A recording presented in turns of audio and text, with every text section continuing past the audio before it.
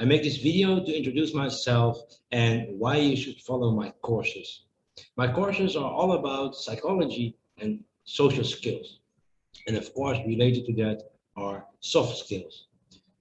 Why is this important for you? Why you should learn this? Why it's also important for your professional environment, I will explain in this video. But first, let me talk about a little bit about myself, who I am, how I came to this, and why I think it's important. I usually started as a construction worker, and in the construction, we have a totally different vocabulary as normally. We have a little bit of the low class words that we cannot use when we are a director. So while I was working, I grew from construction worker to manager to CEO. I did all the steps in between. I've been an admin, I did accounting, I did tax applications, and so much more. What gave me insight to all levels and all the departments within the company. And I worked there for a few years, understood it very well. And in the end, I became a CEO. Since 2009, I started working for myself as a headhunter for the companies and clients that I used to work for when I still work for a boss. In this time, I had to change my behavior so many times. And because I interviewed a lot of candidates, I also got insight in the behavior of others. I started recognizing things. I started to find patterns in their behavior. I started to find that I saw when people were lying, when people were manipulating, when people were confident, when people were unjust, when people were sure, when people exactly knew what they were talking about. So all these knowledge of human behavior that I did by meeting a lot of people, I actually became an expert in behavior. And because I also followed some trials, some courses on psychology, I also learned how to define that. And then later on, I understood that what I've learned as a CEO or as an entrepreneur, those kind of skills are really important, not only on the high level, but also on the lower level, actually for everyone. And I started wondering that maybe this should be important to learn from elementary. So with that thing in my mind, I started looking for projects where I could help people that were struggling because of their way of communication and behavior. A good example in my city, where I come from in Holland, Rotterdam, we have a lot of city blocks where children are from the local minima. They live from welfare, they live from nothing sometimes, and they have to survive. And because of all the regulations and we have in the Netherlands, these children also get a lot of extra costs with them that the parents cannot afford. So what happens? These children, instead of looking for an education, instead of looking for a job, they take an easy way out and they become creative. They start living off small criminality, small jobs for each other, hustling, as they call it on the streets. And I wanted to help these children. So what I did, I started a project in 2010 together with the local government, where we, with the institutions, the police, and the college, help these children change. And what I did for that was unique, because what I did, I took my own trainings on professional level, I broke it down to Sesame Street level. I helped these children change their mindset in a few weeks and let them become aware that they need alternative solutions for their income, and they succeeded. And after that, our whole team of the city block got how do you call that? We got a compliment from the mayor in the newspapers that the city block that we were working for used to be one of the most dangerous city blocks of our city, and later became the highest increasing city block in safety of the city. And that was a compliment and also a signal. The signal was that I was right. Everybody needs this. So back to my professional environment and back why you should learn this is that we always communicate with people and we think we understand each other. Most of the times we think that from our own perception, because we have our parents, we have our teachers, we have our family, we have our friends, and we all are very confident that what's going on in our mind, that's the only truth. Wrong. That's nothing but the truth. The truth is always the view that you can understand from somebody else. So that means that everybody have a different truth.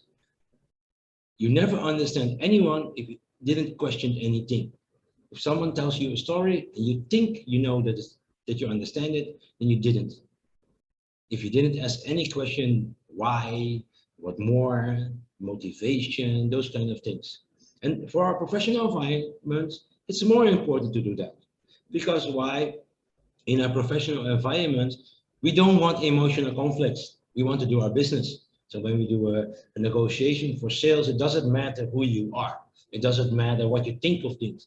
What matters is that you put the sales on, that you close the deal, and without distraction, even from your own mindset. So how do you do that? How do you switch it off? Because our prejudgments, our opinions, they can all be something that disrupts the goal that we have. In recruitment interviews, we do a lot of background checks. We do a lot of, we want to know if the information that we receive is correct. So we have all kinds of instruments and tools. But what if you can look someone in the eye and you just know, and you're confident that you're right? If you have if you have an online or public speaking in offline, how do you create interaction? How do you make sure that the message that you have for the audience also is understood as you meant it? How do you do that? How do you bring it to the level that you know that what you told them, they understand it and they got it? Most of the times when we have an offline seminar or an online seminar or any kind of public speaking, the people that are speaking, they're knowledgeable, they still show some slides, they know exactly what they're talking about, but they have no idea who in the audience understood what they're saying. Most of the times, the higher the education level, the more difficult it is to get the audience in the material. So in my trainings, I develop a training especially for you to develop your personal behavior and communication techniques, and to develop how to use this in your professional environment. We start with the basics called Masterclass Art of Influencing that have 4 modules: basic of communication, basic of influencing techniques, recognizing behavior, and presenting yourself. Those 4 are together the Masterclass Art of Influencing, and it's actually the beginner level. So that don't let the name Masterclass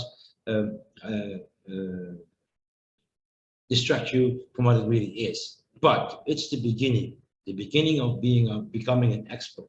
And you don't do it because you learn a lot from me. You do it by actually practice your skills in your life or your work. And when you did the masterclass, you can go to advanced level, a deeper understanding of the material, exactly the same topics, but focus on your professional environment. So instead of public speaking, it will be focused on sales, it will be focused on recruitment, it will be focused on leadership or anything you want. I will explain it one more time for the advanced negotiation skills for sales. What are you going to learn? Advanced communication techniques, advanced influencing techniques, recognizing behavior, negotiation strategies, and how to use communication strategies to achieve your goals. Meaning, if you would master these kind of skills, you can actually decide the outcome of a conversation before you even started it. Recruitment interviews, or better said, interview techniques are for everyone who wants to gather information. So yes, for recruitment, but also if you are a journalist, also if you are a researcher, also if you are someone who wants to know the back of something, let's say a detective or maybe even a police officer. You want to gather as much information that you need, check it on truth, and know that the conversation that you are having gives you the insight in what the other person meant, or how to understand the other person from their perception. Interview techniques is perfect for that. Advanced level actually helps a lot of people already. And then we have leadership. Leadership is not really focused on communication techniques, but on behavior. So how to interpret behavior of people to push them forward and become more motivated.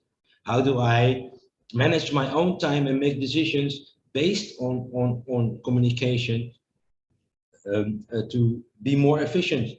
A good manager is not needed because he managed it very well. And also how do I build a team? We have different kinds of behaviors, different kind of people, and there are always conflicts. So how do you manage this team to prevent any kind of conflict? Well, this is in a nutshell what you're going to learn if you apply for my trainings. And I hope to see you soon in the trainings. And look at my profile and you will see all the courses I offer. Thank you for your time.